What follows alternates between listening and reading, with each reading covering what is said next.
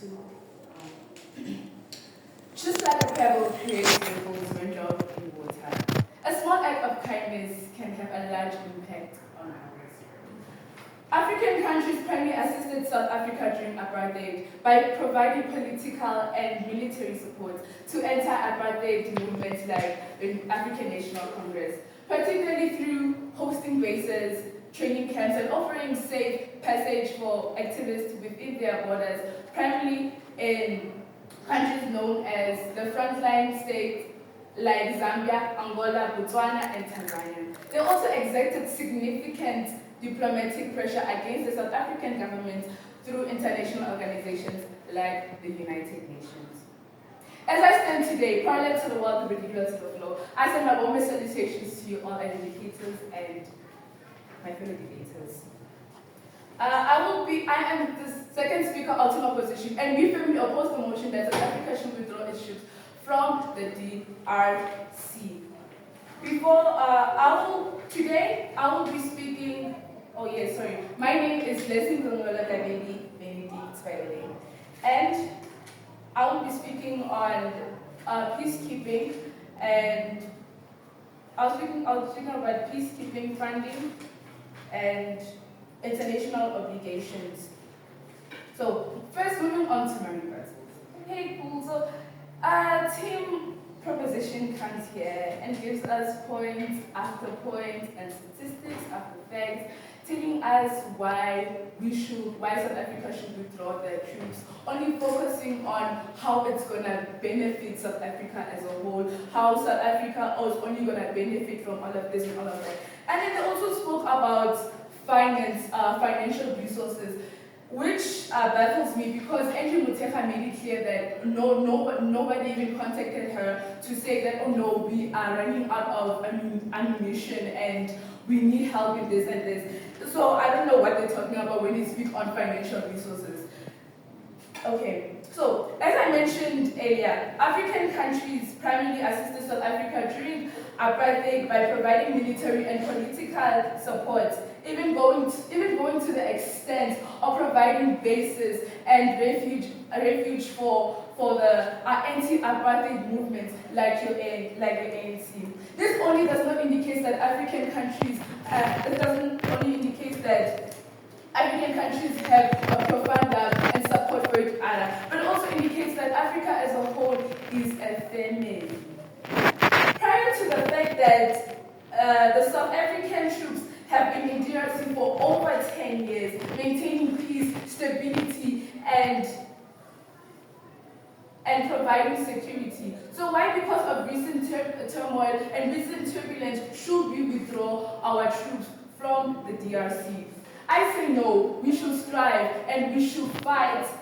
We should fight and be there through thick and thin, the way other African countries were there for us during our time of need. So why do we have to back down when, or no, just because of recent turmoil and turbulence, we want to back down? That does not make any sense.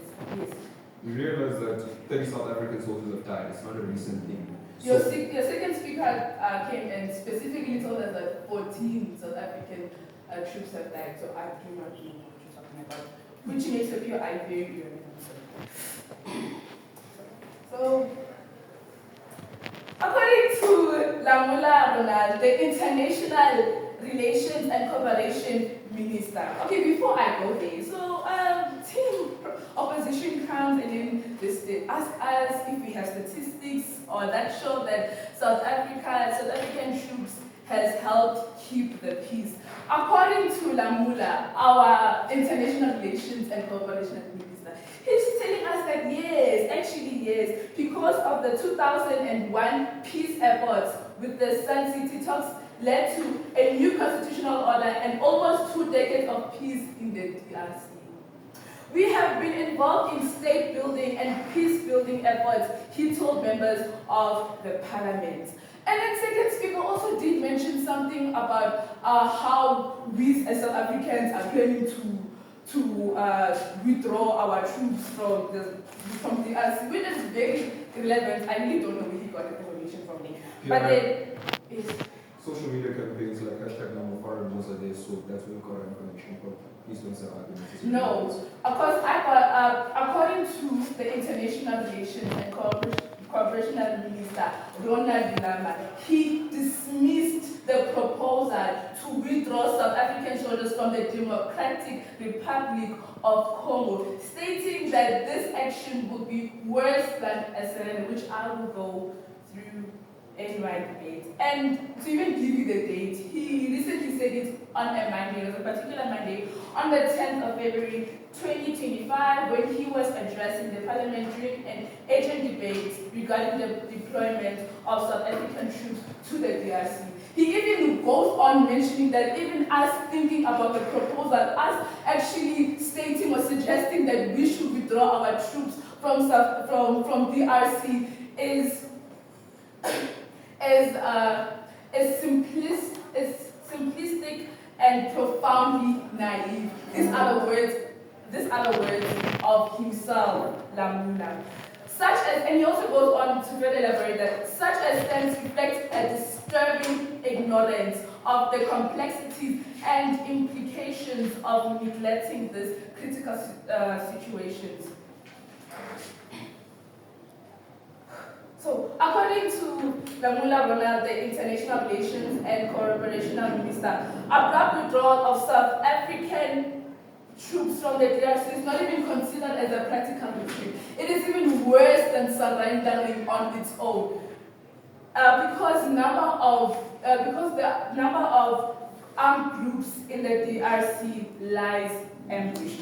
He further on emphasizes on the fact that the DRC has been peaceful now than before, because the 2001 peace efforts with the Sun City talks led to a new constitutional order and almost 2 decades of peace in the DRC. So the suggestion, yes.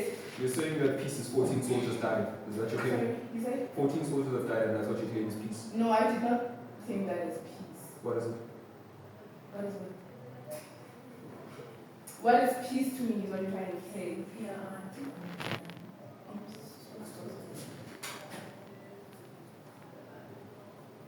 So the suggestion or the thought of the proposal of the withdrawal of SA troops from the DRC is simplistic and profoundly naive, because such a stance reflects a disturbing ignorance of the complexities and implications of neglecting these critical situations.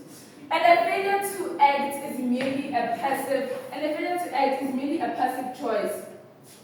Because South Africa plays a significant role in maintaining peace, stability, and